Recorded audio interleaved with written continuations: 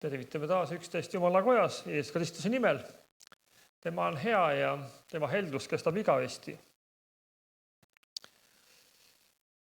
Psalmist ütleb psalmis 125, kes loodavad issanda peale, on nagu Sioni mägi, mis ei kõigu, vaid püsib igavesti. Amen. Tänasel päeval kutsutakse üles meid tema peale taas lootma. Eks meil oma elu olukorrad, vahel tuleb ootamatusi ette, vahel tervis vajab natukene turgutamist. Ja me kunagi ei tea, mis meid ees ootab, aga täna on see hea asi, et me võime oma lootuse taas issanda peale panna, sest tema on see, mis ei kõigu.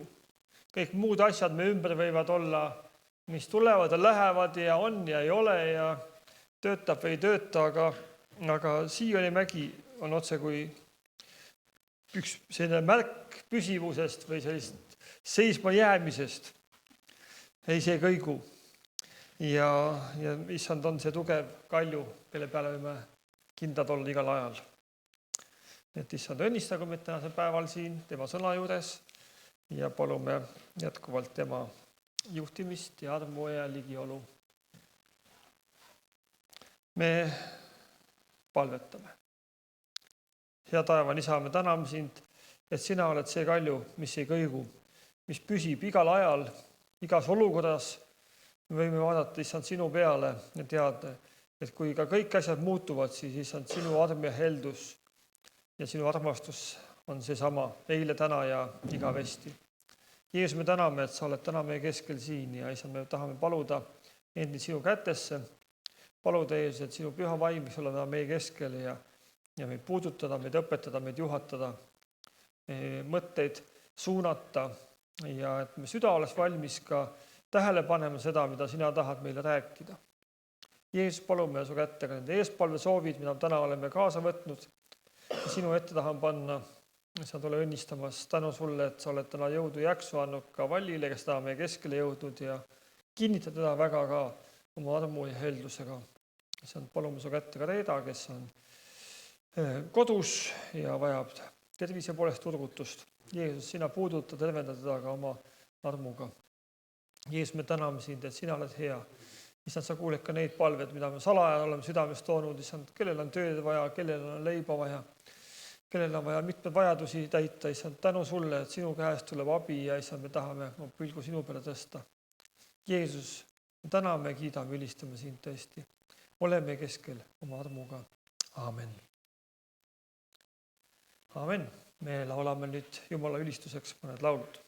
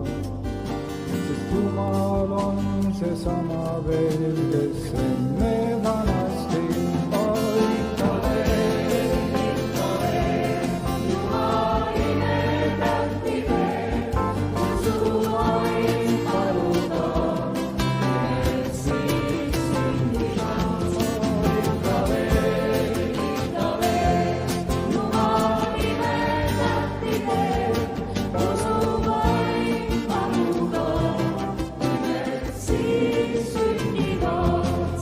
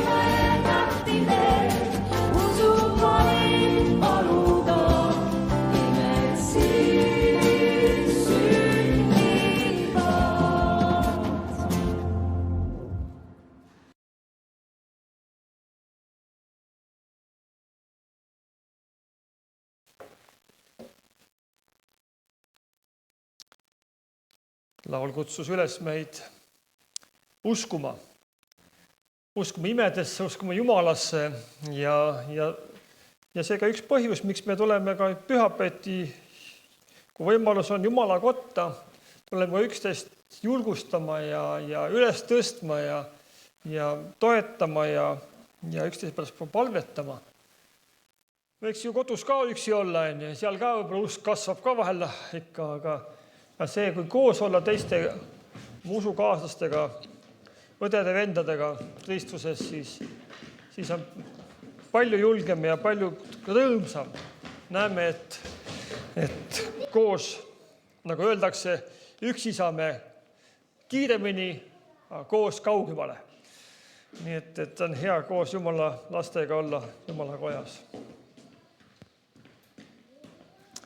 Tänasel päeval üle kristliku maailma tähistatakse tagakiusatud kristlaste päeva. Ja meil täna on siia kirikusse nagu hea tulla olnud, keegi ei jälitanud meid, keegi ei kiusanud, ega ei ähvardanud meid ja me ei pidanud ka oma elu pärast muretsema nüüd, et kuidagi vabadus on. Ja see on väga lai teema ja kogu see usuvabaduse teema tegelikult on ka üks selline teema, mida mõne korra võiks kohe eraldi käsitleda tegelikult. Et usuvabadus, mis ta tähendab see, et mul on õigus uskuda ja ka naaberkogudusel õigus uskuda. Ja meil on see meie riigi põhiseaduses kirjutatud kohe, meil usuvabadus on. Vahel meil tundub, et see usuvabadus on kuidagi, et ainult selline vabadus, et mina võin ja tema ei tohi uskuda midagi muud. Aga see vabadus on meil täna antud ja see on ka üks eriti suur väärtust, mida meie käes on. Ajalooliselt kandub see kaugele minevikku ja juba 1. sajandil leidus valitsejaid, kes ütlesid, mida sa tohid uskuda, millist jumalat sa tohid kummardada, millist sa ei tohi uskuda ja millist sa ei tohi kummardada. Ja kui sa seda kummardad, seda jumalat, keda ei tohi valitsejate arvast kummardada, siis sa pidid oma elu jätma selle eest. Me teame, et esimeste kristlaste tagakiusamine algas 1. sajandil ja see kandub siiamaani välja.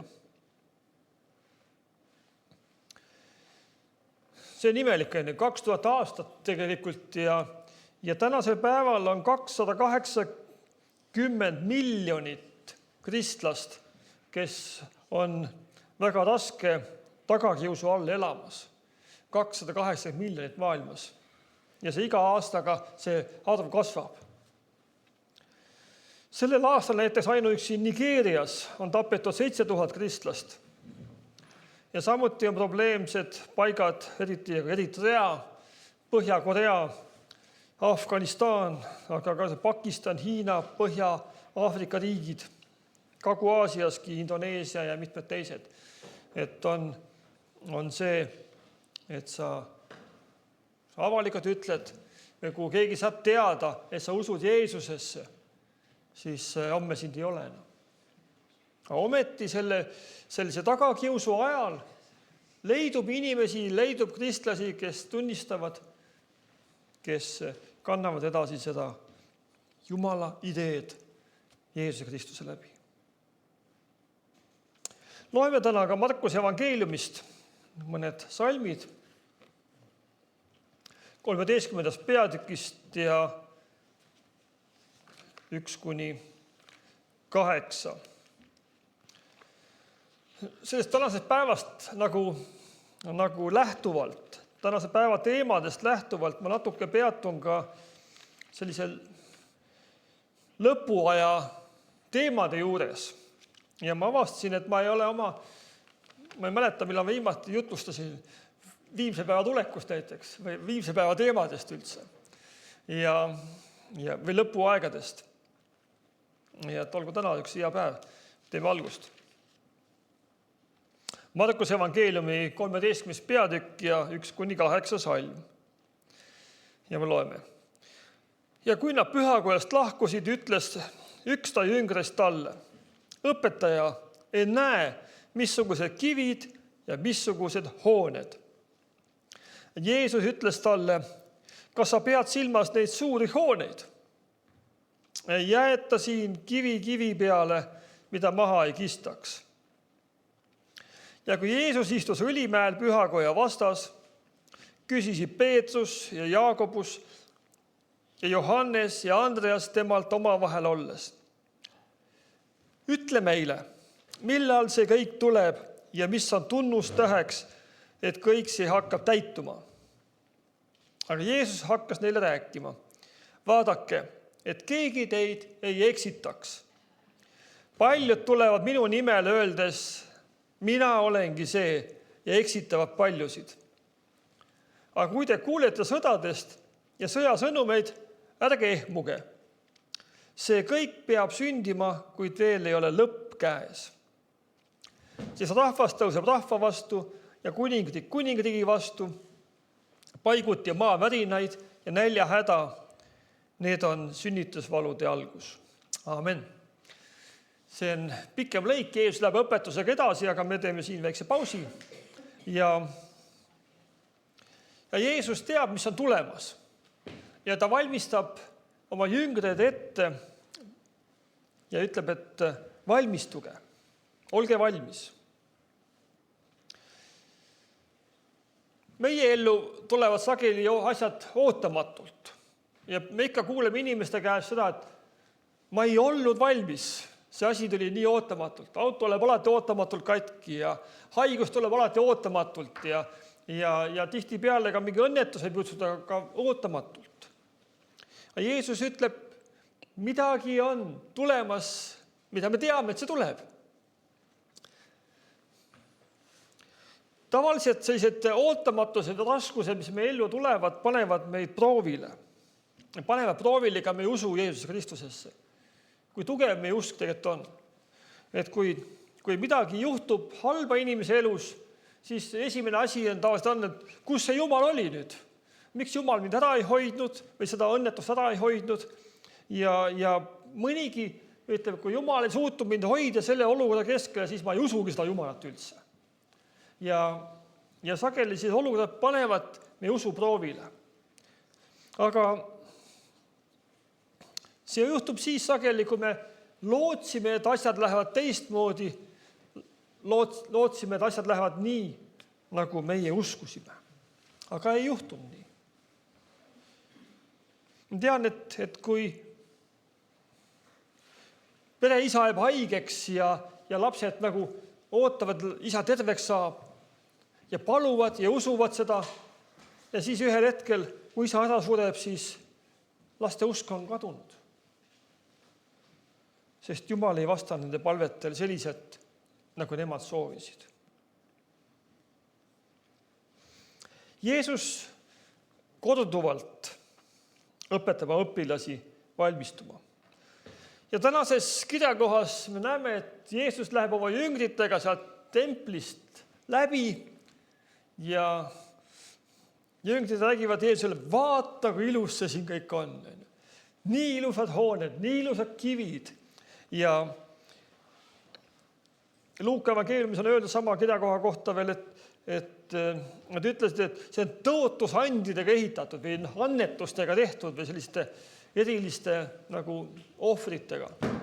Inimesed annetasid palju, et selline maja saaks nii ilusaks ja vaatagi ilus ja püsiv asi. Suured kivid, paksud müürid, kõrged. Ja Jeesuse vastus on väga ehmatav. Ta ütleb, et need kivid ei jää püsima siin. Salmis 9 annab ta ka soovituse, aga teie vaadake ise ennast. See on nii huvitav tegelikult. Jüngrid vaatasid hoonet, et kui see hoone on suur ja tugev ja püsib, siis midagi sai juhtuda. Aga Jeesus ütleb, et aga vaadake ise ennast. Hoonet või selle materiaalne osa ei saa meid tegelikult päästa, ei saa meid hoida millegi eest. Meid päästab ainult Jeesuse lähedus, kui lähedal me Jeesusele oleme. Ja mõned olulised asjad, mida Jeesus esile toob ka selle loo keskel. Esiteks, me tahame teada, millal hakkavad asjad juhtuma. Seda just sellepärast, et me oskaksime siis valmistuda.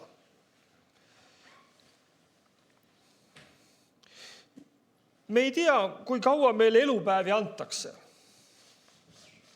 Ja sageli me kohtame inimesi, kes ütlevad, et see usuasi, seda on vaja siis, kui ma surema hakkan, siis kui ma vanaks saan juba, siis ma hakkan Jeesust otsima. Aga see kõlab kuidagi väga isekalt. Ma tahaksin elada oma elu, valitseda oma elu ja teha, mis tahan. Ja kuidas tahan. Ja see kuidagi ei kohusta mind milleski. Et küll vanas eas ma jälle meelt parandan ja siis ma saan jälle armu Jumala käest.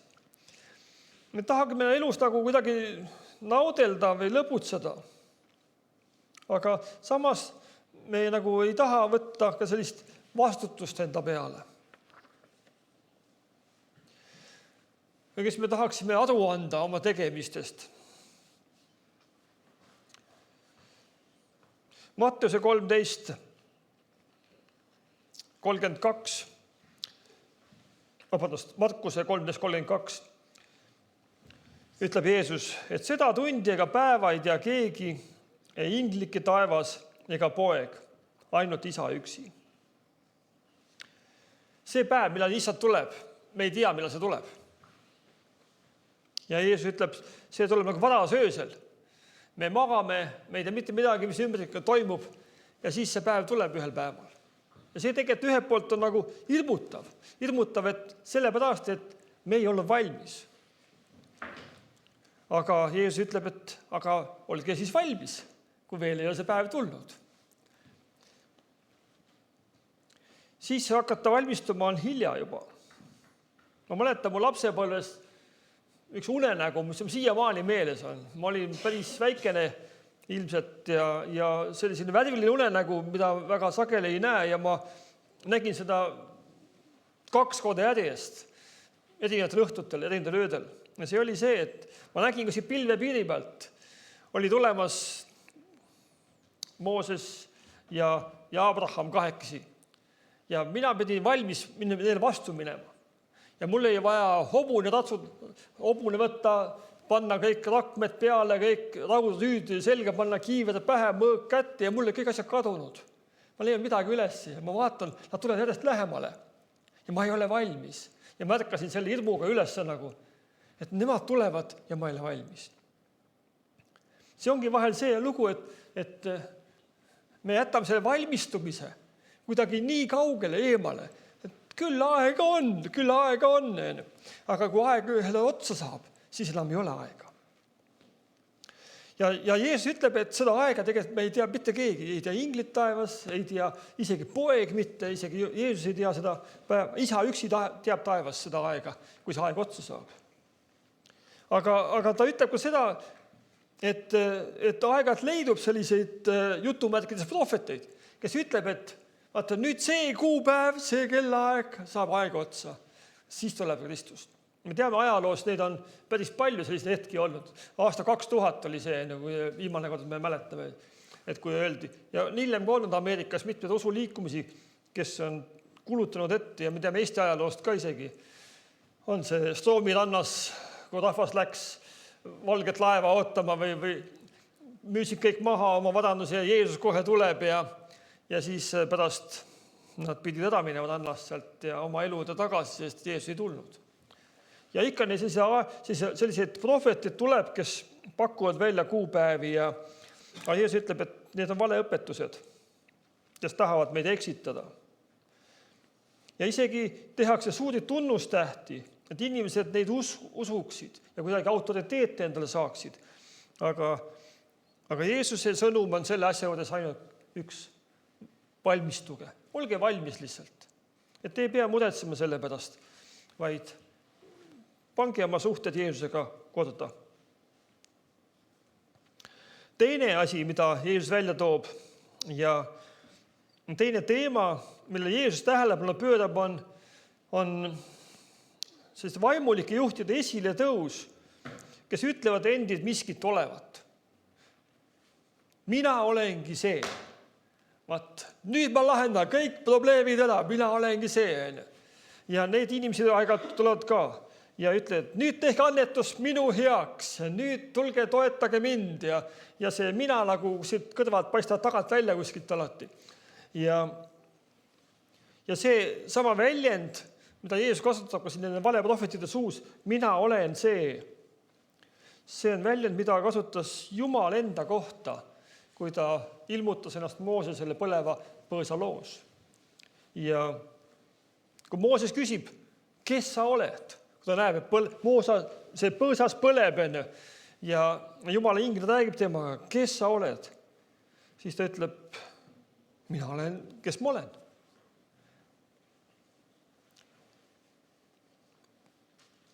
Mina olen. See on nagu Jumala tegelikult. Ja kui sa tõstad ennast nagu Jumalast kõrgemale, mina olen see tähendab seda, et paljud ka juhid tõstavad ennast ka üle Jumala autoriteedi ja ka Jumala sõna autoriteedi. Oma õpetuse kõrgemaks kui Jumala sõna on. Me teame neid usuliikumisi on küll, kes, ma ei hakka nimetama neid siin, läheb YouTube üles veel. Aga põhimõtteliselt on usuliiklus, kes on tulnud pärast Kristust ütelnud, et see prohvet on üle Kristuse. On neid, kes ütlevad, et jah, et see on püha kiri, aga mul on veel parem püham kiri, mis on nagu suurem kui piibel.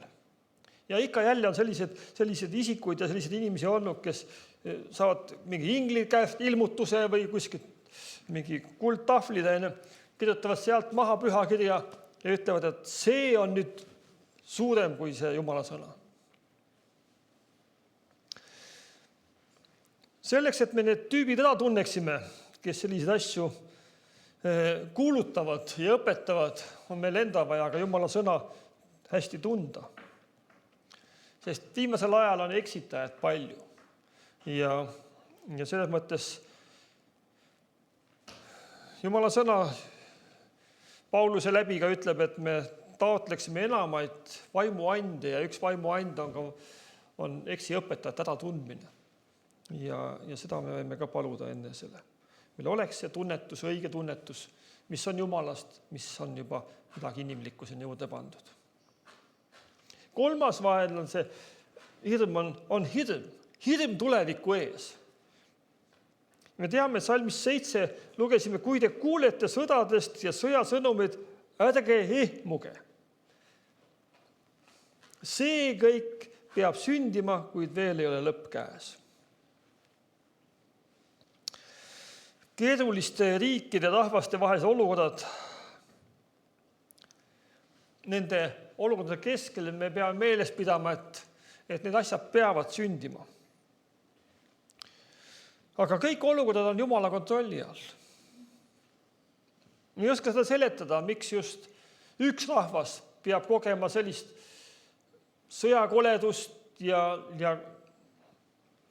vaeva ja teine võib seal kõrval väga hästi elada.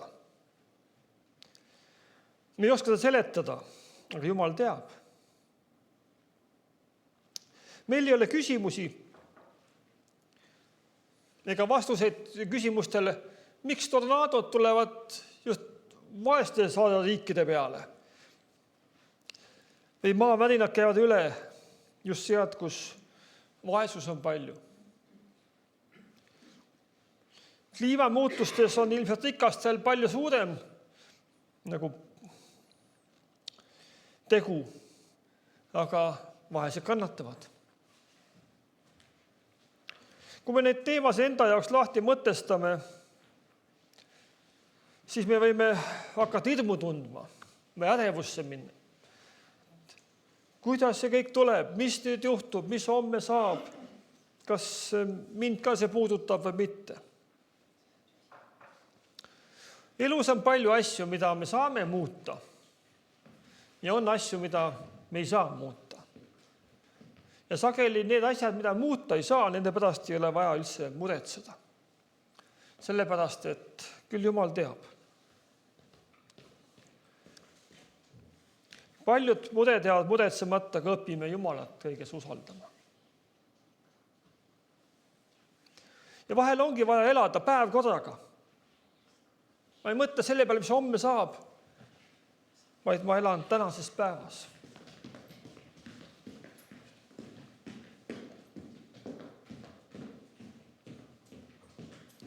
Neljas vaenlase viimse aja relv on hirm.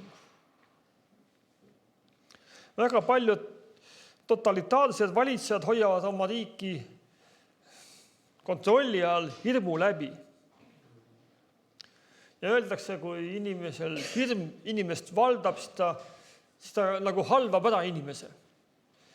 Kui keegi hirmutab, siis tuleb suur vägev mees ja siis hakkad värisema ja unustad kõik ära. Kes teistmoodi mõtleb, see elu kaotab. Salmis 9-13 ütleb Jeesus oma järgijatele, et minu pärast antakse teid ülemkohtute kätte, pekstakse ja alandatakse teiste ees. Vend annab surma venna, isa lapse ja lapsed tõusevad vanemate vastu ja lasevad nad surmata. Jeesuse pärast saame kõigi viha alusteks. See on kuidagi absoluutselt selline Jeesuse õpetus, mida me nagu mõistus ei taha vastu võtta. Kuidas see võimalik? Miks Jeesus meid ei hoia? Jeesuse pärast me kogeme sellise kannatusi ka oma lähedaste poolt. Aga ta ütleb salmis 11, ärge muretsege, mida rääkida, kui teid kinni võetakse, vaid püha vaim tuleb teile appi. Aga kes peab vastu lõpuni, see pääseb. Oluline lõpuni vastu pidada. Lõpuni vastu ei pea, kui sa lähed jooksma maratoni, ja kui sa poole pealt katkestad ja lõpuni vastu ei pea, siis sa medalit rinda ei saa. See oluline on see, et lõpuni vastu pidada. Ja kuidas ma pean vaatamata välistele olukorda lõpuni vastu koos Jeesusega? See on ka küsimus, mida tasub endalt küsida. Mida teha siis oma ülejäänud eluga? See on küsimus, mille juurde me neljapäeva tagasi oleme, kui me alustame alfa kursusega siin kell 6 õhtul. Mõtlesin, et räägin teile täna ühe loo lõpetuseks, mida just lugesin. Võib-olla on mõni ka lugenud seda veel. Aga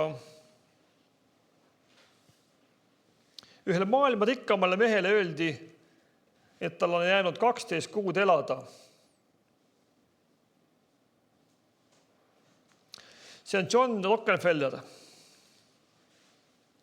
25. eluaastaks omas ta ühte Ameerika suurimat nafta töötlemise tehast. 31. eluaastaks maailma suurimat. Ja kui ta oli 38-aastane, kontrollis ta 90% kogu Ameerika Ühendriikides rafineeritud naftast. Iga käepigistus oli läbimõeldud, iga konkurent purustati ja iga dollar suunati tagasi impeeriumisse. 53-aastaselt oli ta ajaloo rikkaid mees, kelle varandus oleks tänasel päeval olnud $340 miljonit. Talle oli kõik, mis raha eest sai osta. Ja siis hakkas ta keha alla andma.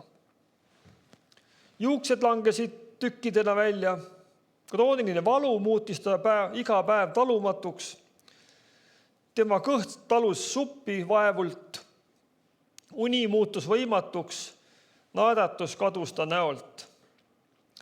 Ja arstid langetasid oma otsuse elada, oli jäänud vähem kui aasta. Hiljem kirjutas üks vaatleja, ta ei saanud magada, ei naeratanud ja miski elus ei tähendanud talle midagi. Mees, kes suutis osta rahvaid, lamas ühel ööl ärkvel, klammerdudes tõe külge, mida ta oli aastakümned vältinud. Ta ei saanud enda kaasa võtta mitte ühtegi dollarit. Ja see arusaam purustas ta. Ja siis ehitas ta sellele ülesse. Ta helistas oma nõunikele juhistega, mis neid jahmatasid. Kõik tuleb mu elus ümber korraldada. Varandus ümber suunata. Ja ta otsustas finantseerida haiglate ehitamist, meditsiiniste uuringute rahastamist ja uuringute jagamine. Ja 1913. aastal asutas ta Rockefelleri fondi. Ja see, mis siis juhtus, muutis maailma. See fond rahastas uuringud, mis tõid penitsiliini inimkonnani, päästes 100 miljoneid elusid. See andis hoogu meditsiinialastele läbimurdetele, ülikoolidele ja rahvatervise muutustele, mida on tunda tänaseni. Aga juhtus midagi muud. Midagi, mida keegi ei oodanud. Kui Rockefeller hakkas oma rikkust teistele valama, taastus tema enda tervis. Valu leevenes, jõud tuli tagasi, aasta, mil ta pidi surema, möödus. Ja siis veel üks aasta ja veel üks. Mees, kellel määrati 12 kuud elu, elas 97-aastaseks. Ta elas oma surmaotsusest 44 aastat kauem. Ja elu lõpupoole mõtiskles ta. Jumal õpetas mulle, et mu rikkus ei kuulu mulle endale. Ma olen vaid majapidaja. Pärast seda muutus mu elu üheks pikaks ja õnnelikuks pühaks. Ta oli 53 aastat uskunud ja rikkus on finišijoon. Tema viimased 44 aastat õpetasid talle tõde. Rikkus on vaid alguspunkt sellele, mis tegelikult oluline on. Ta ei võitnud lihtsalt rohkem aega, ta sai hoopis teistsuguse elu. Elu, mis on täis eesmärki, mitte paranoiat. See tähendab, et mitte ainult miljoneid, rahu, mitte võimu. Siin on see, mida tema lugu meile õpetab. Sa võid veeta kogu oma elu vale mängu võitmisega. Edu ilma tähtsuseta lihtsalt kallis tühjus. Aga kunagi pole hilja muuta seda, mille nimel sa mängid. Rockefelleri esimesed 53 aastat ehitasid ajaloo suurima varanduse ja tema 44 viimast aastat ehitasid pärandi, mis päästab elusiga tänapäeval. Küsimus ei ole selles, palju sa kogud, vaid selles, mida sa sellega teed, mida sa sellega ehitad. See on selline lugu, mida ma lugesin. Ja see pani ka mind mõtlema.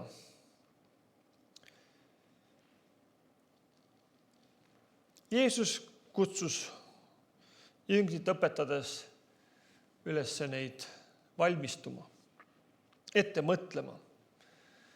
Ja see mees ka, Rockefeller ka, hakkas mõtlema midagi enamat, kui ta oli ise mõtelnud sinnamaale. Võtame tänase teema kokku Jeesuse sõnadega. Vaadake ette, valvake, sest ei tea, millal see aeg on käes.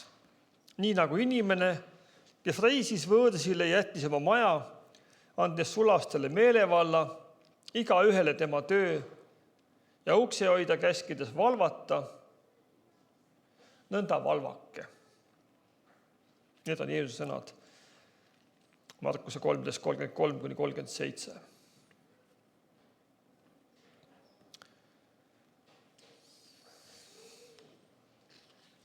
Need mõtted tahan ette endale ja ka sulle, armas kuulaja.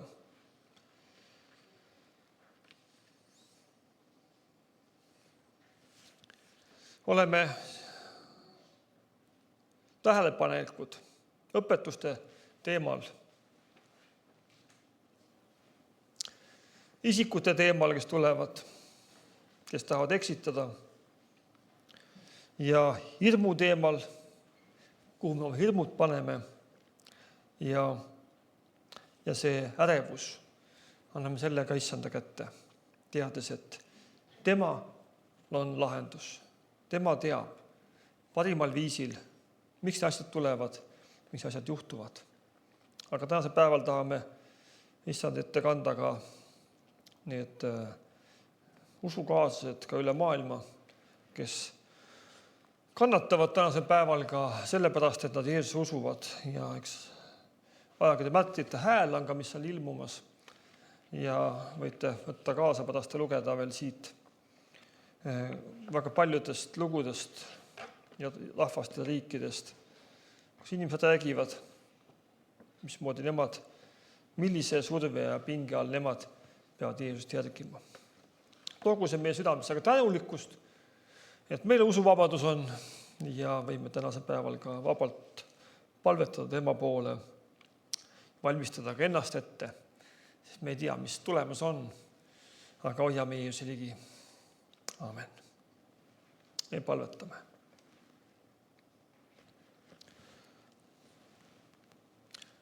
Hea Taeva Isa, me täname sind, et sina oled meid kutsunud oma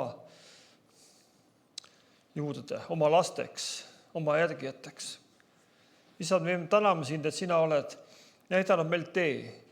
Jeesus, sa oled õpetanud oma jüngreid ja oled õpetamas ka meid oma sõna läbi.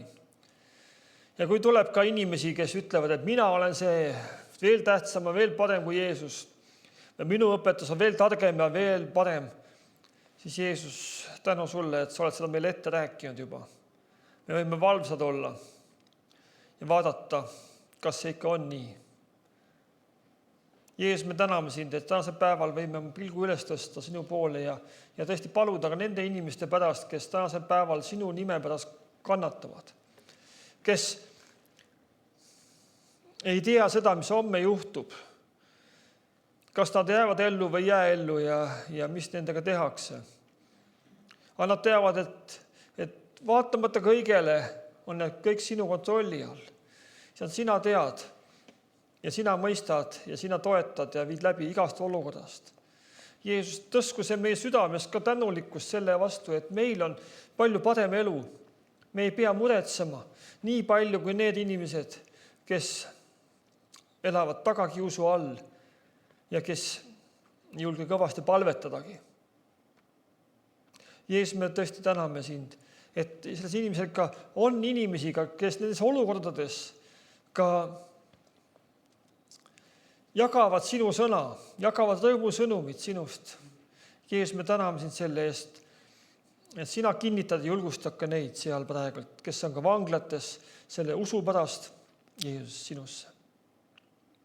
Jeesus, kingi oma tugevust ja isa, me palume ka, et meie maal ja meie rahva keskel võiks see usuvabadus säilida veel, et me ei peaks muretsema, et me ei peaks ärevust tundma, vaid saame teada, et isand, sina oled meie juures. Jeesus, puuduta meie südameid igal päeval. Et me võiksime sulle lähemale saada, võiksime sinus rohkem kasvada. Jeesus, me tänan sind iga üksiku eest, täna on tulnud siia kotta. Sina näed lihtsalt nende vajadusi ja sina täidad neid ülirohkesti, ole õnnistamas, ole juhatamas. Issand, me tõesti täname sind selle eest, et sa kuuled meie palveid. Ja issand, me teame, et sa täitad ja vastad neile oma tarkust mööda, omal viisil. Ja issand, õpeta meid ka olema valmis nendeks päevadeks, mis ei meeldi meile alati. Aga issand, et me oleksime valmis, et me ei peaks nagu ehmatusega ärkama, et oleks pidanud varem mõtlema selle asja peale. Jeesus, tänu sulle, et sa tänasel päeval meid taas üles kutsunud valmistuma. Ja issand, et me võiksime ka üksteist toetada ja julgustada sellel teel. Ja issand, oma armuga meie juurde. Aamen. Kas meil on üks laul?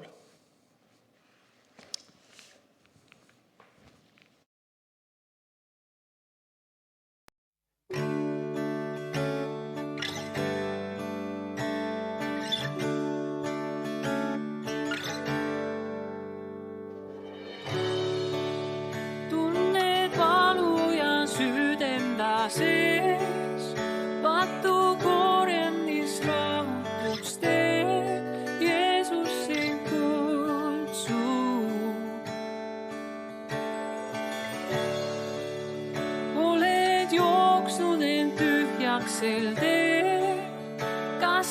igatsed elavat vett, Jeesus sind kutsub.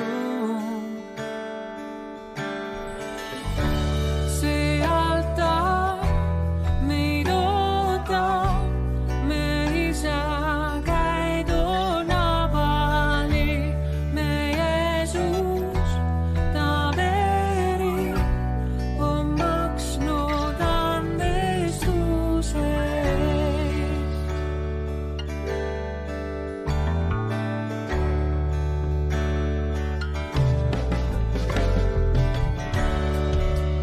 Anna ära kõik valu ja vead, tule nüüd ootama, sa ei vea, Jeesus sind kutsub.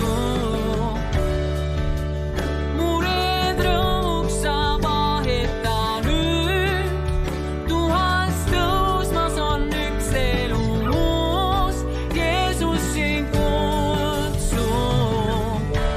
See altar meid ootab, me ei saa käiduna vali, me Jeesus, ta veri on maksnud andestuse eest. See altar meid ootab, me ei saa käiduna vali, me Jeesus, ta veri on maksnud andestuse eest.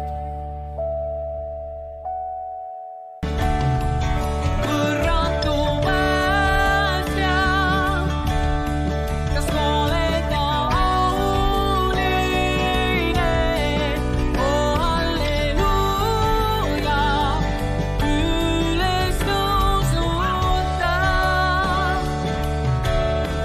Kummarda teda, sest ta on kuningas. Oh halleluuja, üles tõusuta. Võrratu päästja, kas pole ta auline? Oh halleluuja, üles tõusuta. Kummarda teda, sest ta on kuningas. Oh halleluuja, üles tõusuta.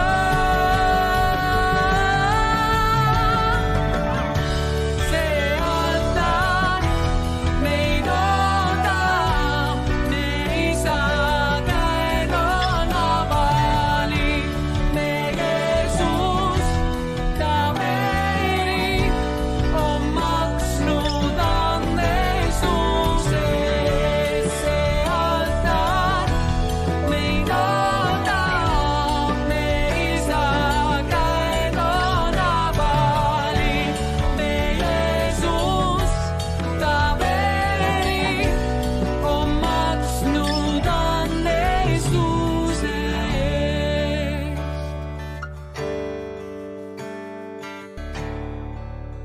Oma võidujooks lõpuni vii, leitud arduslaste Adama ilm.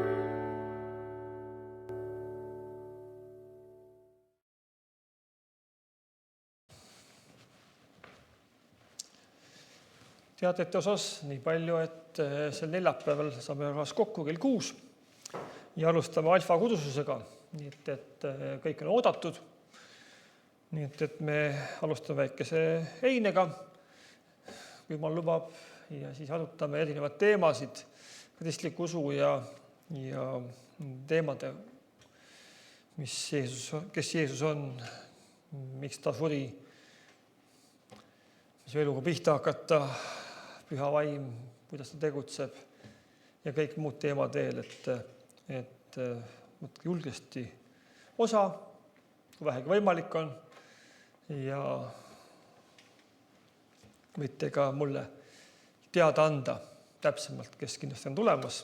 See kursus kestab siis uude aasta välja ja siis oleme igal neljapäeval, siis Jumal lubab nende teemade juures. Ehk nende teema loeng ja arutelu.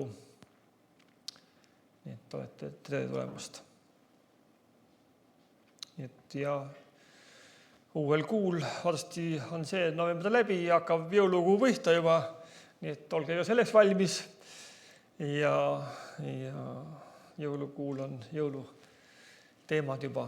Nii et ma saan järgmine kord, me juba pühapäeval koguneme, siis mõtleme juba nende asjade peale ka. Rõõmsamad teemad ja rõõmsamad tegemised.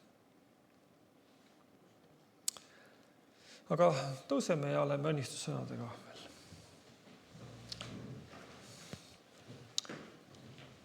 Issand, õnnistagu sind ja hoidku sind. Issand, lasku oma pale paista sinu peale ja olgu sulle armuline. Issand, tõsku oma pale sinu üle ja andku sulle oma rahu.